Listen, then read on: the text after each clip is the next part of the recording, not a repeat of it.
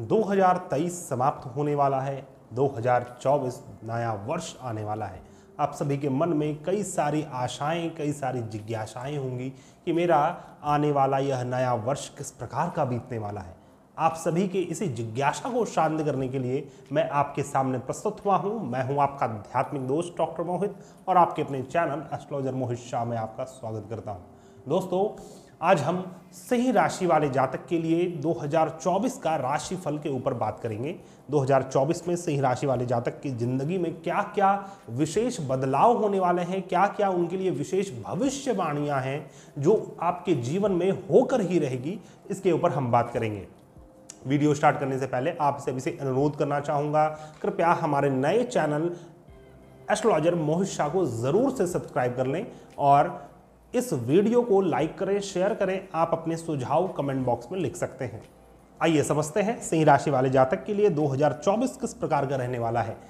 2024 में जो अहम ग्रह हैं किसी भी जातक के लिए, राहु, केतु, बृहस्पति, शनि, इनमें सिर्फ और सिर्फ बृहस्पति का गोचर होने वाला है। 1 मई 2024 को बृहस्पति ग्रह मेष राशि को छोड़कर वृषभ राशि में गोचर करने वाले हैं।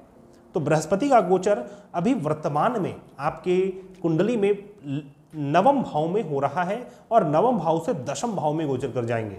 तो जो वर्ष का प्रारंभ है, जनवरी, फरवरी, मार्च, अप्रैल, ये 4 महीना बहुत ही ज़्यादा आप धार्मिक फील करने वाले हैं।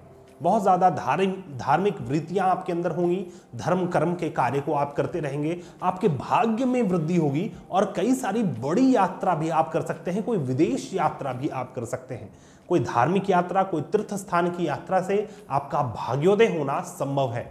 तो हम ये कह सकते हैं कि वर्ष का जो 3-4 महीना है, इस बीच में आपका भाग्योदय अवश्यमेव हो जाएगा, क्योंकि 31 दिसंबर को बृहस्पति ग्रह अपने वक्री चाल को छोड़कर मार्गी चाल में आ रहे हैं और 4 महीने अपने नॉर्मल स्थिति में नवम भाव में रहेंगे। तो बहुत ही उत्तम है आपके लिए सिंह राशि वाले जातक, आपके लिए भाग्योदय का समय आ चुका है। 2024 आपका भाग्योदय के साथ उदित होगा। भाग्योदय होते होते आपका 2024 प्रारंभ होगा। तो बहुत ही अच्छा हम कह सकते हैं कि भविष्यवाणी यह कह रही है कि आपका भाग्योदय होगा। बृहस्पति के प्रेजेंट के गोचर के कारण बृहस्पति 1 मई को आपके दशम भाव में गोचर करेंगे। 10th हाउस में बृहस्पति नीच की स्थिति में माने गए हैं और यहाँ पर शुक्र की राशि है। तो इस अवधि में आपको थोड़ा सा परेशानी अधिक देखने को मिलेगा। आपको एडजस्ट करना पड़ेगा, क्योंकि एडजस्टिंग में परेशानी आएगी आपको अपने कर्म स्थान में। अपने जीवन में रोल्स एंड रिस्पॉन्सिबिलिटीज को निभाने के लिए आपको एडजस्ट करना पड़ेगा और उस एडजस्टिंग में थोड़ा सा टाइम टेकिंग रहेगा और आपको वहां पर एडजस्ट होने के लिए परेशान होना पड़ेगा। थोड़ा सा संघर्ष की स्थिति उत्पन्न होगी। लेकिन बृहस्पति एक शुभ ग्रह है, आपके कर्म स्थान में गोचर करने वाले हैं, तो कर्म स्थान में वृद्धि तो अवश्य करवाएंगे। कर्म स्थान में प्रमोशन होने का समय आएगा। आपका नया जॉब फाइनल हो सकता है। आप किसी गवर्नमेंट जॉब में जा सकते हैं, क्योंकि सूर्य भी आपके धनु राशि में गोचर करते रहेंगे। धनु राशि में गोचर करते रहेंगे और जब बृहस्पति का आपके दशम भाव में गोचर होगा तो उस समय सूर्य आपके वृषभ राशि में ही गोचर करते रहेंगे। अर्थात कि बृहस्पति और सूर्य का आपके कर्म भाव में संबंध बनता रहेगा। बृहस्पति सूर्य के इस जीव आत्मा योग के कारण कार्य स्थान में वृद्धि देखी जा सकती है। अपने पिता से लाभ, उच्च अधिकारी से लाभ और नया जॉब आपका फाइनलाइज हो सकता है। नए जॉब में आप जा सकते हैं और गवर्नमेंट की तरफ से आपको बहुत ही शुभ फल प्राप्त होगा। गवर्नमेंट जॉब में आप जा सकते हैं और गवर्नमेंट के माध्यम से आपको रिकॉग्निशन प्राप्त होगा। बात करेंगे शनि ग्रह की, तो शनि ग्रह शस्य पंच महापुरुष राजयोग बनाकर 7th भाव में ही गोचर करते रहेंगे पूरे वर्ष। अक्टूबर के महीने में शनि वक्री होने वाले हैं, तो 7th भाव में शनि का मूल त्रिकोण राशि कुंभ राशि में शनि आपके गोचर कर रहे हैं, जो कि शस्य पंच महापुरुष राजयोग का निर्माण हो रहा है। पिछले कुछ वर्षों में जो आपने अपना कोर कॉम्पिटेंस बनाया था, जो भी आपकी एक्सपर्टीज थी, उसके माध्यम से लोग आपको जानेंगे, लोग आपको देखेंगे, क्योंकि 7th भाव जो है वो अपने से जस्ट सामने वाला भाव होता है। अर्थात कि वह रिकॉग्निशन का भी स्थान होता है। मान सम्मान, पद प्रतिष्ठा और यश का भी स्थान होता है, तो आपके यश में वृद्धि होने वाली है। आप कोई नया बिजनेस पार्टनरशिप रिलेशनशिप में जा सकते हैं, कोई नए पार्टनरशिप से आपको अच्छा लाभ होगा और आपके पार्टनर भी बहुत ही अच्छे और फेयर डील करने वाले मिलेंगे। लेकिन वहीं दूसरी ओर राहु ग्रह आपके अष्टम भाव में गोचर करते रहेंगे, पूरे वर्ष आपके अष्टम भाव में रहेंगे और केतु आपके द्वितीय भाव में रहेंगे।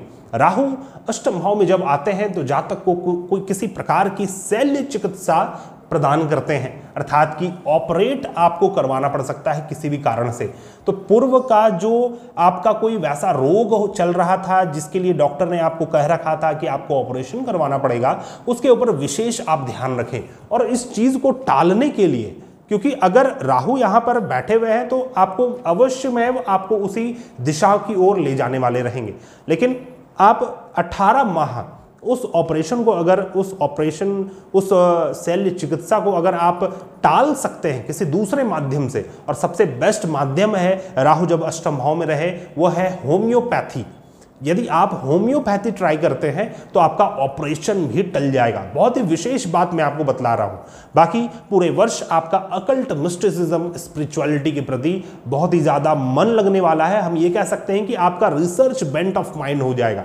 आप बहुत ज्यादा गहन विद्या को बहुत ही गहनता के साथ सर्च करेंगे, रिसर्च करेंगे, और ब्रह्म विद्या, कोई भी किसी भी प्रकार का तंत्र शास्त्र, तंत्र मार्ग में आप बहुत ही उम्दा क्वालिटी का आप सिद्धि साधना कर सकते हैं, सिद्धि प्राप्त कर सकते हैं। आपको पौरलौकिक चीजों के माध्यम से भी लाभ होने वाला है।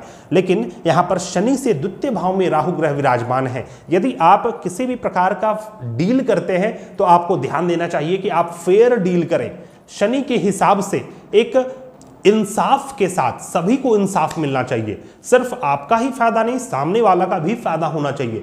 इस प्रकार की भावना रखते हुए किसी भी प्रकार के डील को करें, चाहे वो बिजनेस डील हो, कोई पर्सनल डील हो, तब जाकर राहु आपको सही लाभ देंगे, सही दिशा की ओर ले जाएंगे।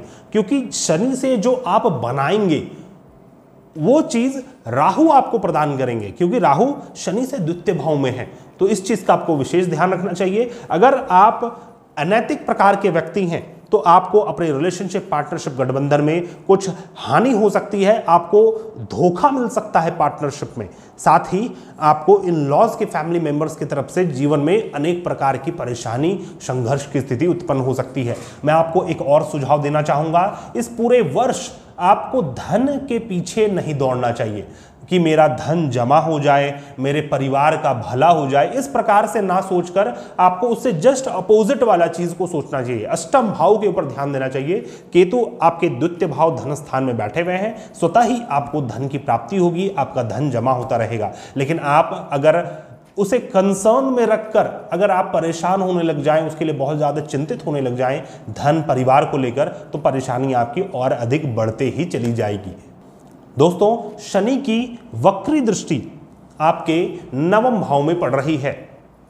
1 मई 2024 को बृहस्पति नवम भाव से आगे बढ़कर दशम भाव में गोचर कर जाएंगे, अर्थात कि 1 मई के बाद अपने पिताजी को लेकर कुछ आप परेशान हो सकते हैं, पिताजी को लेकर कुछ चिंताएं आ सकती हैं, गुरु को लेकर कुछ चिंताएं आ सकती हैं, अपने गुरु को लेकर, और आपको हायर स्टडीज में रुकावटें उत्पन्न हो जाएगी 1 मई के बाद। इसीलिए 1 मई से पहले पहले हायर स्टडीज अगर आप करना चाहते हैं, उसमें आगे बढ़ना चाहते हैं, तो आप अभी अप्लाई कर ले। उसके लिए आप अभी से ही अपने आप का नामांकन करवा लें।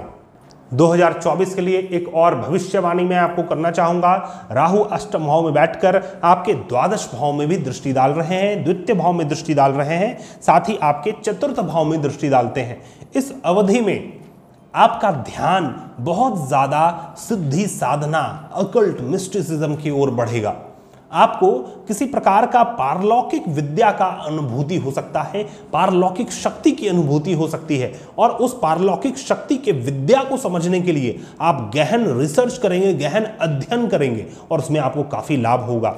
तो आप यदि पीएचडी के लिए भी आगे बढ़ना चाह रहे हैं, हायर स्टडीज में भी जो हायर टू हायर स्टडीज है, जैसे पीएचडी, पीएचडी भी आप अभी कर सकते हैं, आपका पीएचडी करने का योग भी बनता है।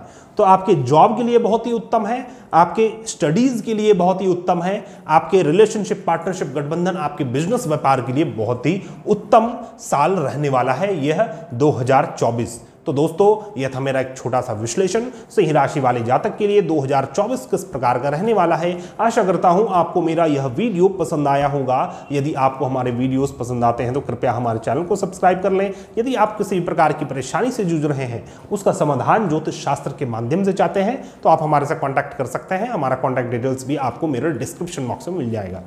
मिलते हैं नए वीडियो में, तब तक के लिए धन्यवाद। जय हिंद।